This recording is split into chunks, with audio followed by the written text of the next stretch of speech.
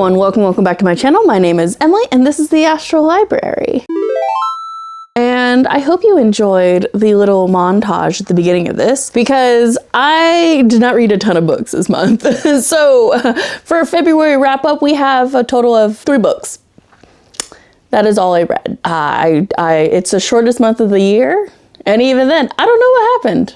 I don't know why I wasn't reading, but I wasn't reading. This is gonna be a pretty quick video. But you know, c'est la vie, it is what it is. But I figured that we could also talk about kind of my plans for March, as well as like my general plans for like what's coming up in the channel. Because I do have some big projects I'm thinking of tackling this year, and I think it will be really fun to get to know, because I'm sure they will pop up on various videos throughout the year, and you guys can just get a little sneak peek if you watch this video. So without further ado, let's go ahead and jump straight into the very small amount of books that I read this month.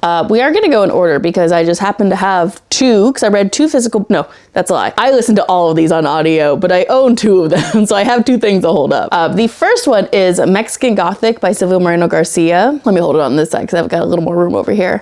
This is technically it's not my first Silvia Moreno Garcia work because I've read her short story, but this is the first novel of hers that I've read all the way through. I tried reading Certain Dark Things and I DNF'd it pretty soon after I picked it up because I was not in the mood. It was very tiny text. But I was reading this for a class, and I have to say, I really enjoyed it, especially for how weird this book is. So it is following our main character, Noemi, who gets a letter from her cousin, essentially saying, hey, the family I just married into is poisoning me. And Noemi's father is like, go help your cousin. And Noemi's like, but I don't really want to. That kind of seems like not my problem. But she ends up going because she's a homie, and she's promised that if she does go, her father will allow her to go do her graduate program in, I believe it's anthropology. But when Noemi gets to the Doyle family residence, immediately she knows something's odd, because this family is not only like super white, super traditional, there's just like some like borderline eeriness going on. Like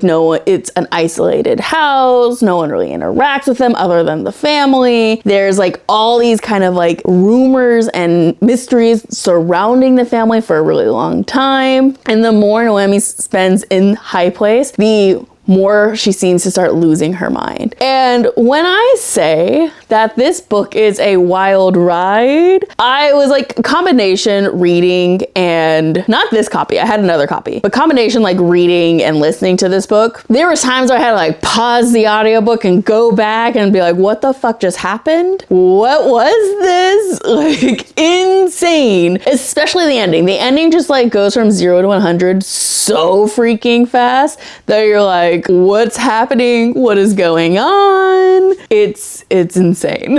I think it was a really good time. It gets dark really fast, and the characters are really odd, and it has like so many like racist just like things embedded into it, like purposely so, because of just like who the Doyles are and just like Mexican history, all of that. It's so well done. It's so atmospheric. It definitely felt like that traditional Gothic novel, but with a twist on more BIPOC themes and BIPOC focuses. Loved it. We'll be reading more of Silvia Moreno Garcia. I might have to pick up more audiobooks, at least for Certain Dark Things, because I ain't reading that small text. I'm sorry.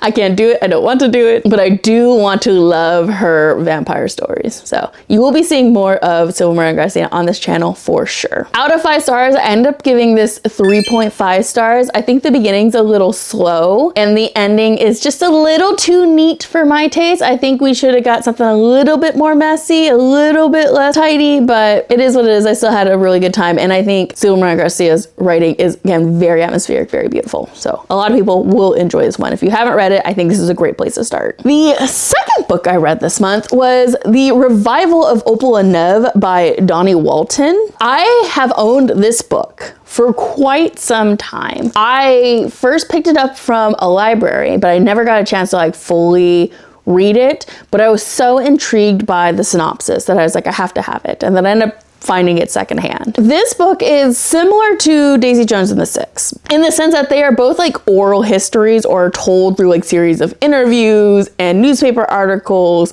and like Twitter posts and YouTube videos and stuff like that. So it's like kind of pieced together. We're following our narrator who is putting together this book about Opal and Nev, two musicians who were an unlikely like Afro punk rock duo, where Opal is a black woman from Chicago, I believe, and Nev is a white man from England. And it is about their rise to fame after the events of a riot, an incident on their very first like showcasing of them as a duo that actually ends in the death of a black musician who was close to both Opal and Nev. And the musician who was died, Jimmy, was actually the father of the narrator. And so we're getting this like very tight, very interwoven like personal connections and the messy nature behind their relationships. So when I say it's like Daisy Jones and Six, it's like that oral history and a little bit of like drama, but that is where the similarities end, because the drama in this is like less for the sake of like, oh, rich white people drama or like infighting, like drama for drama's sake. This drama is very much tied to like deeper societal issues, where we're looking at things like systemic racism within the music industry, the way in which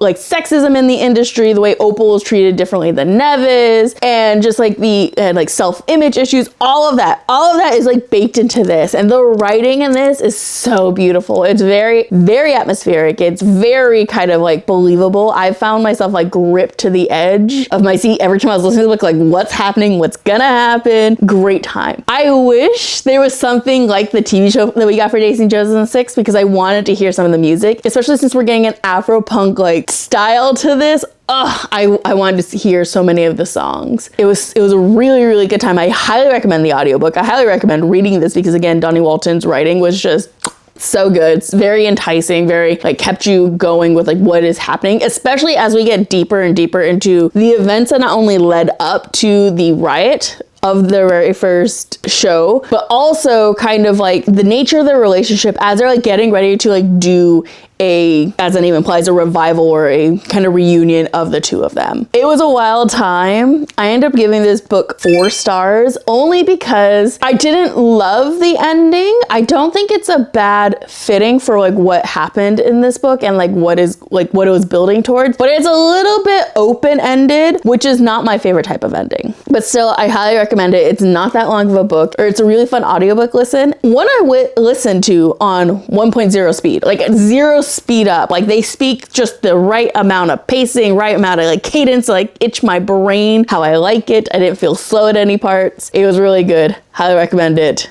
Pick it up. I know Black History Month's over by the time this video comes out, but you should be reading Black authors and Black stories all year round. And this is a good one to pick up, especially if you were a fan of Daisy Jones and Six. This one is that, but more meaningful.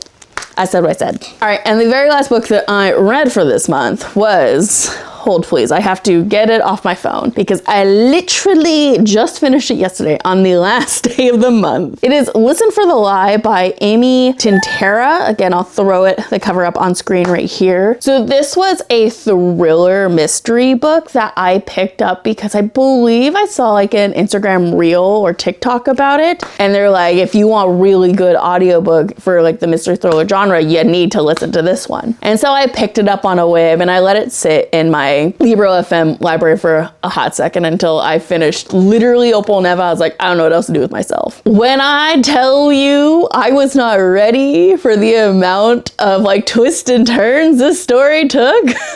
We're following our main character, Lucy, who was accused of killing her best friend about 5 years ago, but she was never charged and the case has gone cold. And Lucy's just trying to live her life. Well, until one day, a podcaster decides to take up the cold case and Lucy's life is thrown back into turmoil. She's fired from her job. Her boyfriend's kind of like on the verge of breaking up with her. And Lucy just is kind of like, well, fuck this, fuck everything. And she ends up going back home for her grandmother's 80th birthday. But while she's there, the podcast host is also there. They end up making like a duo and working together to figure out who killed Lucy's best friend, who could in fact be Lucy herself because she has no memory of that day. As they're working to uncover like what actually happened this day and what led up to Savvy's murder, we are doubting Lucy the entire time. Did she kill her? It's a wild time. It's so wild. Like every time we're learning about the people in this small town,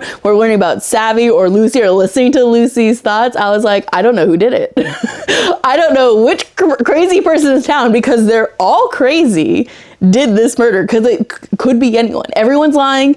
Everyone's crazy as shit, but it was a good time. I thoroughly enjoyed myself. It was a really fun listen. It kept me guessing and kept me like doubting like what was happening the entire time. It was great. The ending, I think, is perfect. It's just the right amount of like wrapping it up, but also leaving enough like open-ended. Like we don't know, it doesn't like wrap up in a neat bow, which I like. I think when you have stories like this, like dramatic or this complex, tying stuff up in a neat bow feels a little like forced, and this just like ties it up neat enough that you're like, okay, I'm satisfied. But also there's still wiggle room of like, not everything's great. Loved it, had a great time. I ended up rating it 5 stars just because even though it's not like the most impressive story necessarily out there, I think it's very much like a thriller mystery novel, especially like one that involves a podcast, which I feel like is a very common like subgenre these days. But I had a good time reading it. And you know what? That's what 5 stars are for. Not only am I enjoying the story, but I'm having a good time reading it. And that was that book. So worth the hype.